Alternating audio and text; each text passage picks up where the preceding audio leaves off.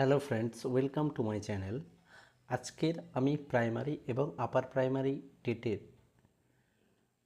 যে ক্লাস শুরু করেছি, আজ তার পরবর্তী ক্লাস। এর আগের দিন আমরা শিখন সম্পর্কে আলোচনা করেছিলাম বা শিখনের শিখন বলতে কি বোঝায় সেই সম্পর্কে আমরা জেনেছি। তো আজকের আমরা শিখনের বৈশিষ্ট্য সম্পর্কে জানব।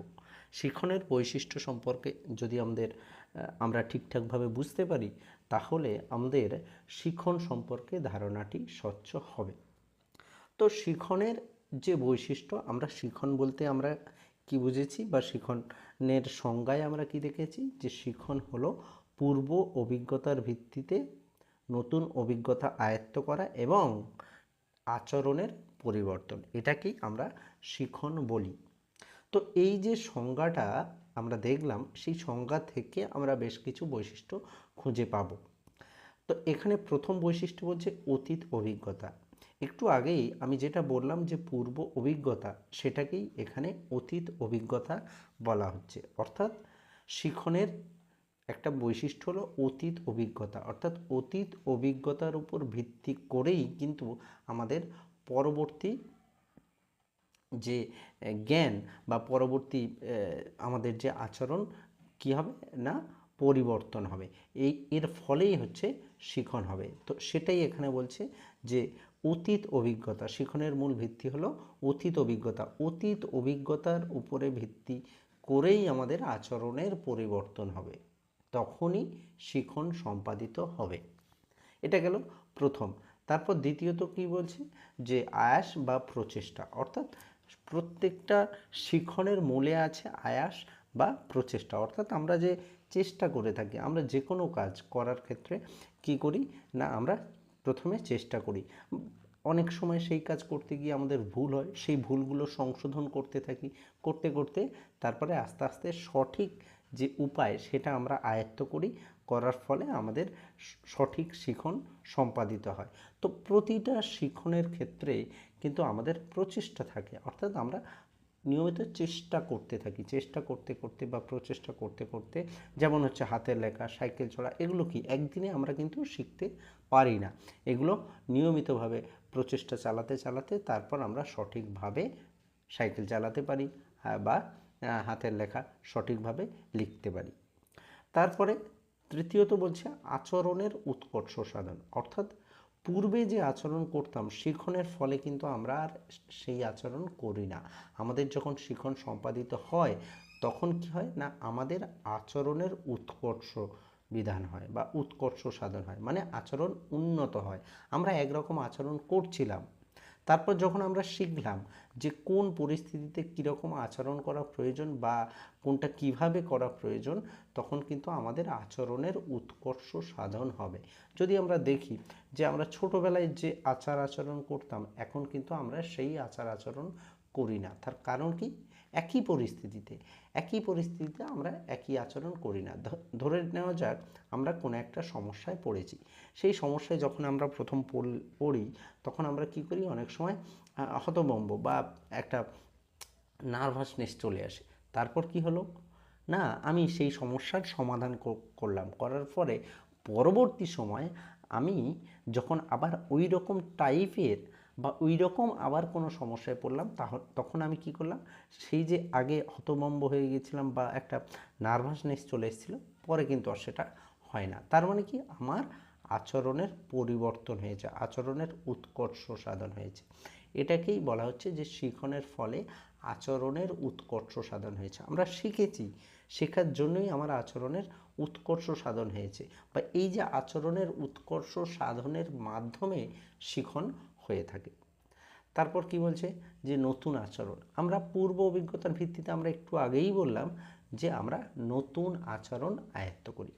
নতুন আচরণ সবসময় পূর্ব অভিজ্ঞতার উপর ভিত্তি করে যখন আমার আচরণ পরিবর্তন হলো, তখন কি হলো না, আমরা নতুন আচরণ আয়ত্ত করলাম। এই যে নতুন আচরণ আয়ত্ত করা, আত্মীকরণ, আমরা যখন পিয়াজেটের থিওরি পড়ব, তখন সেখানে আমরা দেখব যে আত্মীকরণ, অ্যাসিমিলেশন, তারপর হচ্ছে ইকুইলিবারিয়াম, ডিসইকুইলিবারিয়াম, অর্থাৎ নতুন পরিস্থিতিতে আমরা যখন পড়ি তখন আমাদের মধ্যে একটা অস্বস্তিকর একটা ফিলিংস তৈরি হয়, যেটাকে বলছে ডিসইকুইলিবারিয়াম। সেখান থেকে আস্তে আস্তে ইকুইলিবারিয়াম, সমতা বিধান প্রক্রিয়ার দিকে আমরা এগোই। তো এই যে পুরানো অভিজ্ঞতার ভিত্তিতে নতুন আচরণ আয়ত্ত করা, এটাই বলছে যে নতুন আচরণ। শিখনের ফলে আমরা নতুন আচরণ করতে শিখি। কি তারপরে কি বলছে যে আচরণের পরিবর্তন, অর্থাৎ এই যে আমরা আগে যে আচরণ করছিলাম সেই আচরণের পরিবর্তন ঘটে। সেই পরিবর্তনের জন্যই আমাদের মানে পরিবর্তন হলেই তারপর কিন্তু শিখন সম্পাদিত হবে। যতক্ষণ না আচরণের পরিবর্তন হবে ততক্ষণ কিন্তু শিখন সম্পাদিত হবে না। শিখন সম্পাদিত হওয়ার মূল কথাই হচ্ছে আচরণের পরিবর্তন। সেটা কিসের উপর ভিত্তি করে হয়? পূর্ব আচরণের উপর ভিত্তি করে। তো সেই জন্য আচরণের পরিবর্তন হলেই কিন্তু তারপর শিখন হবে। অর্থাৎ একরকম আচরণ করছিলাম, শিখনের ফলে আমরা আরেক রকম আচরণ করছি, বা আরেক রকম আচরণ যখন সম্পাদন করলাম ওই একই পরিস্থিতিতে আমরা যখন নতুন আচরণ সম্পাদন করলাম তখন আমরা কি জানলাম? যে শিখন হয়েছে বা আমরা শিখেছি। তো এটাই বলছে আচরণের পরিবর্তন। তারপরে বলছে সঙ্গতি সাধন। সঙ্গতি সাধন মানে আমরা কি করি? শিখনের ফলে প্রতিনিয়ত আমাদের চারপাশে নতুন নতুন পরিবেশ পরিস্থিতি, এই পরিবেশের সঙ্গে আমরা প্রতিনিয়ত কি করতে থাকি? সঙ্গতি সাধন, সঙ্গতি বিধান করতে থাকি, পরিবেশের সঙ্গে খাপ খাইয়ে নিতে চাই। আর এই খাপ খাওয়ানোর ক্ষেত্রে আমাদেরকে সাহায্য করে থাকে কে? শিখন। শিখনের ফলে বা এই সঙ্গতি সাধনের করতে গিয়েই আমরা নতুন নতুন জিনিস শিখি, আমাদের শিখন সম্পাদিত হয়। তো এটাকেই বলছে সঙ্গতি সাধন। তারপরে কি বলছে? যে লক্ষ্যাভিমুখীনতা, অর্থাৎ নির্দিষ্ট একটা লক্ষ্যের উপর ভিত্তি করেই কিন্তু শিখন সম্পাদিত হয়। কি না, আমরা যখন কোনো কিছু শিখি, আমরা অহেতুক কোনো কিছু শিখি না, নিজের কোনো কারণ নেই আমরা কিন্তু কোনো কিছু শিখি না। অনেক সময় অনেক কাজ আছে যেটা হয়তো কোনো কারণ নেই, আমার ভালো লাগে তাই আমরা করি। মানে ভালো লাগার ভিত্তিতে আমরা অনেক সময় অনেক কাজ করি যার প্রকৃত কোনো লক্ষ্য নেই। অ্যাকচুয়ালি সেরকম কোনো বৃহৎ কোনো লক্ষ্য, সাধারণ লক্ষ্য থাকলেও থাকতে পারে, কিন্তু বৃহৎ কোনো লক্ষ্য নেই। কিন্তু মূলত আমরা প্রতিনিয়ত যে কাজকর্মগুলো করে থাকি সেই কাজকর্মগুলো মূলত নির্দিষ্ট লক্ষ্য আছে, সেই লক্ষ্যের উপর ভিত্তি করে আমরা নতুন অভিজ্ঞতা আয়ত্ত করি বা নতুন আচরণ সম্পাদন করি বা আমাদের আচরণকে পরিবর্তন করি। ওই লক্ষ্যে পৌঁছানোর জন্য আমরা প্রতিনিয়ত নিজেকে পরিবর্তন করতে থাকি এবং নতুন নতুন অভিজ্ঞতা আয়ত্ত করি। ও এই অভিজ্ঞতা আমাদেরকে কী করে? শিখন সম্পাদনে সাহায্য করে। সেই জন্য লক্ষ্য থাকবে, লক্ষ্য ছাড়া কিন্তু শিখন হয় না। মানে যদি তোমার কোনো লক্ষ্য না থাকে তাহলে তোমাকে যদি বলি তুমি এটা শেখো, তাহলে তুমি কি শিখবে? অবশ্যই শিখবে না। তো সেই জন্য লক্ষ্যাভিমুখীনতা থাকবে। তারপরে বলছে সার্বজনীনতা। সার্বজনীন অর্থাৎ শিখন সমস্ত প্রাণীর ক্ষেত্রেই শিখন সম্পাদিত হয়। আমরা এখানে মূলত মানুষের শিখন নিয়ে আলোচনা করে থাকি, কিন্তু শিখন সমস্ত ধরনের, সমস্ত উন্নত প্রাণীর ক্ষেত্রেই শিখন সম্পাদিত হয় বা শিখন হয়, সেটাকেই বলছে সার্বজনীনতা। তারপরে বলছে অনুশীলন। অনুশীলন কি না, এই যে শিখন হচ্ছে আমরা প্রতিনিয়ত অনুশীলন করছি, এই যে প্রচেষ্টা, একটু আগের পয়েন্টে আমরা কি বলেছিলাম যে তো এই প্রচেষ্টাতে আমরা কি বলেছিলাম যে আমরা প্রতিনিয়ত প্রচেষ্টা করতে থাকি। তো এই প্রচেষ্টা কি করে থাকে না, আমাদের প্রচেষ্টার মাধ্যমে আমরা কি করি? অনুশীলন করি, নিয়মিতভাবে অনুশীলন করি। অনুশীলন করতে করতে আমাদের ভুল যে প্রচেষ্টাগুলো, সেই প্রচেষ্টাগুলোকে আমরা বাদ দিই, দিয়ে আমরা সঠিক প্রচেষ্টার দিকে এগিয়ে যাই। তো এই যে প্রতিনিয়ত আমরা অনুশীলন করছি, করে করে সঠিক প্রচেষ্টা করার চেষ্টা করছি, এটাকেই বলছে অনুশীলন। এটা শিখনের একটা বৈশিষ্ট্য। তারপরে সমস্যা। সমস্যা কি বলছে? যে সমস্যা ছাড়া কখনো শিখন সম্পাদিত হয় না। আমরা ধরে নাও আমরা এমনি বসে আছি, কোনো কাজ করছি না, আমাদের কোনো শিখন সম্পাদিত হবে না। আমরা শিখি কখন? কোনো কিছু শিখি যখন আমরা সমস্যায় পড়ি। যেমন ধরে নাও, যদি একটা উদাহরণ দিই, ছোটোবেলায় তুমি যখন তোমার বাবা বা মায়ের সঙ্গে তুমি কোনো রাস্তায় দিয়ে যাচ্ছ, তখন কিন্তু তুমি ওই রাস্তাটাকে মনে রাখবে না কখনো, মনে রাখতে চাইলেও পারবে না, বেশিরভাগ ক্ষেত্রে মনে থাকে না। কিন্তু যখন তুমি একা যাচ্ছ, তখন তোমার কাছে সমস্যা মনে হচ্ছে যে আমি সঠিক রাস্তায় যাচ্ছি তো, আমি ঠিকঠাক রাস্তায় যাচ্ছি তো, আমি অন্যদিকে চলে যাচ্ছি না তো। এই যে সমস্যায় পড়লে তখন কিন্তু রাস্তাটা আমাদের মনে থাকে যে হ্যাঁ, আমাকে কোন কোন রাস্তায় যেতে হবে। বা যদি বলা হয় যে পরের বারে তোমাকে একা আসতে হবে, তখন কিন্তু তুমি ওই রাস্তাটা মনে রাখবে। অর্থাৎ সমস্যাই আমাদেরকে প্রতিটা শিক্ষণে সাহায্য করে। সমস্যা যদি না পড়ি, আমরা কিন্তু কোনো কিছুই শিখি না। তারপরে কি বলছে? পরিণমন। পরিণমনের ক্ষেত্রে কি বলছে যে পরিণমন, আমরা এর পরেই হচ্ছে পরিণমন সম্পর্কে আলোচনা করব। পরিণমন হচ্ছে একটা স্বাভাবিক একটা প্রক্রিয়া, মানে আভ্যন্তরীণ একটা প্রক্রিয়া। এই শিখন এবং পরিণমনের একটা ওতপ্রোত সম্পর্ক আছে। মানে পরিণমন স্বাভাবিকভাবে ঘটে এবং যার ফলে শিখন প্রভাবিত হয়। পরিণমনের ফলে শিখন কিন্তু প্রভাবিত হয়। মানে যেটাকে আমরা বলি ম্যাচুরেশন। আমরা বলি যে একটা ব্যক্তি বা একটা ছেলে বা মেয়েকে আমরা বলি ও খুব ম্যাচিওর। এই ম্যাচিওর যে বলছি, এটাকেই মানে বাংলাতে বলা হয় পরিণমন। তো এই পরিণমন কি করে থাকে না, শিখনকে প্রভাবিত করে থাকে। ধরে নাও, তুমি আগে যে কাজটা করছিলে, সেই কাজটা, বা তুমি খেলাধুলা করছো, ছোটোবেলায় তুমি যখন খেলতে নেমেছো, খেলাধুলা করছো, তখন তুমি যে খেলাধুলাটা করবে বা যেটা খেলবে, যত বয়স বাড়তে থাকবে তোমার পরিণমন, তুমি যত তোমার আকার আকৃতি আয়তনগত যত পরিণত হবে, তখন কিন্তু তোমার খেলার পারফরমেন্স বেড়ে যাবে। অর্থাৎ তুমি আরও ভালো আচরণ করতে শিখবে, ভালো শিখবে। এই যেটা, এটাকেই বলছে পরিণমন। কি করে থাকে না, বা শিখনের ক্ষেত্রে প্রভাব বিস্তার করে, সেই জন্য পরিণমন একটা শিখনের বৈশিষ্ট্য। তারপরে বলছে প্রেষণা। প্রেষণা হলো একটা আভ্যন্তরীণ স্পৃহা, অর্থাৎ কি, যেটাকে আমরা মোটিভেশন বলি। মানে ভেতর থেকে একটা চাপ বা বাইরে থেকে একটা চাপ, যে চাপটা আমাদের যে কোনো কাজ বা উদ্দেশ্যমুখী কাজ করতে আমাদেরকে সাহায্য করে। এই প্রেষণাটাই আমাদেরকে কিন্তু শিখনকে প্রভাবিত করে। আমরা যখন কোনো কিছু শিখি, তার মূলে আছে প্রেষণা বা মোটিভেশন। মোটিভেশন যদি না থাকে, তাহলে কিন্তু আমরা কোনো কাজ শিখব না। যখনই আমরা এই প্রেষণা যখন আলাদা করে আলোচনা করব, প্রেষণা সম্পর্কে একটা টপিক আছে, সেই টপিক যখন আলাদা আলোচনা করব, তখন আরও ভালো বুঝতে পারবে। তো এখন সাধারণভাবে একটু হলেও বুঝে নেওয়ার চেষ্টা করা যাক। তো এই প্রেষণাটা কি, যখন আমরা কোনো কাজ, আমাদের মধ্যে চাহিদার সৃষ্টি হচ্ছে, সেই চাহিদা সৃষ্টি হওয়ার ফলে কি হচ্ছে না, আমরা কোনো কাজ করতে এগিয়ে যাচ্ছি।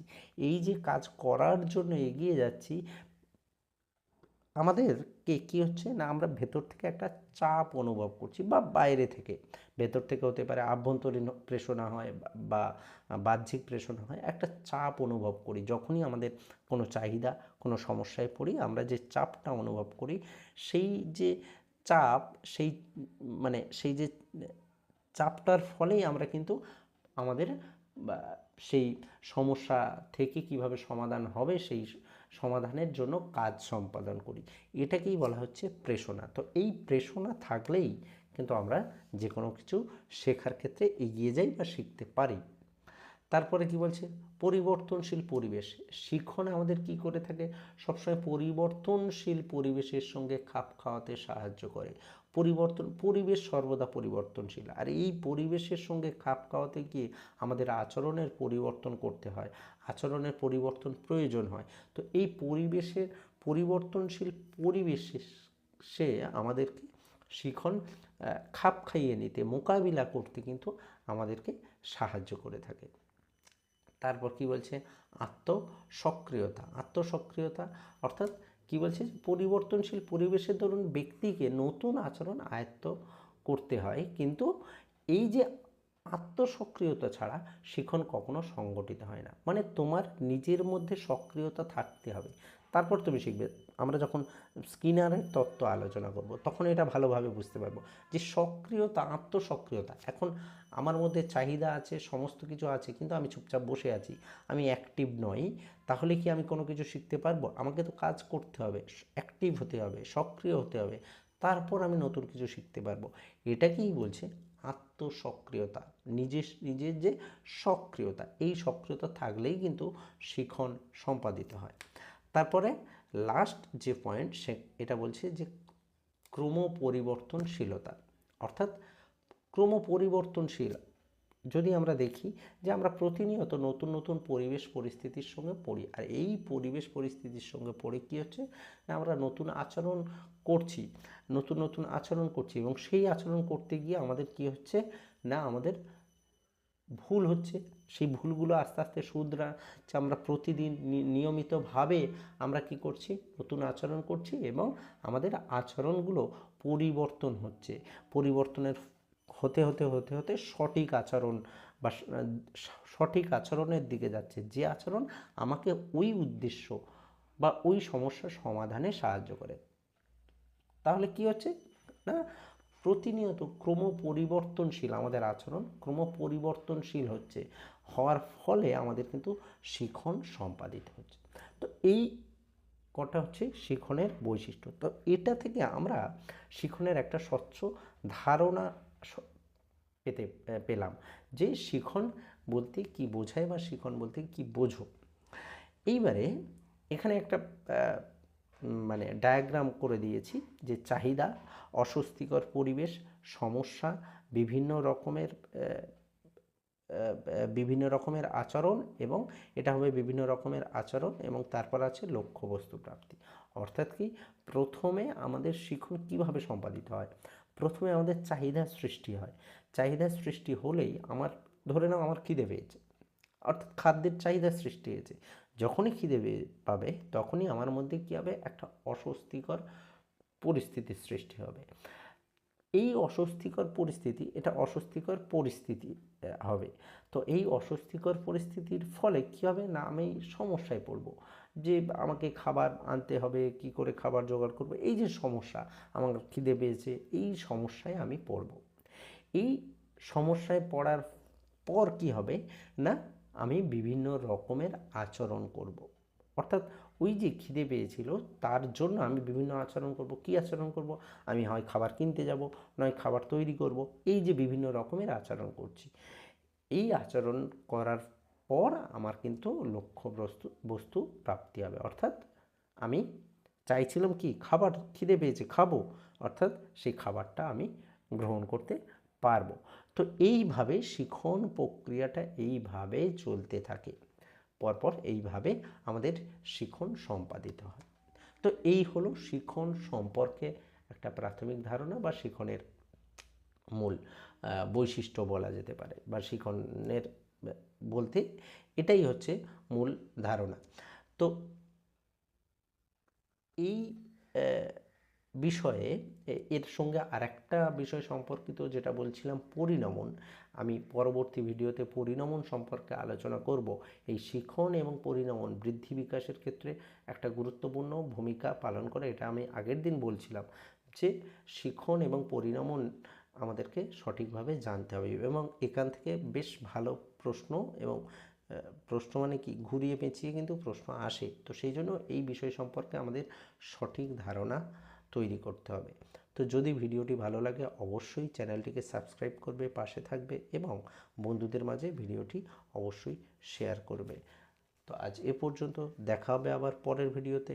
ধন্যবাদ।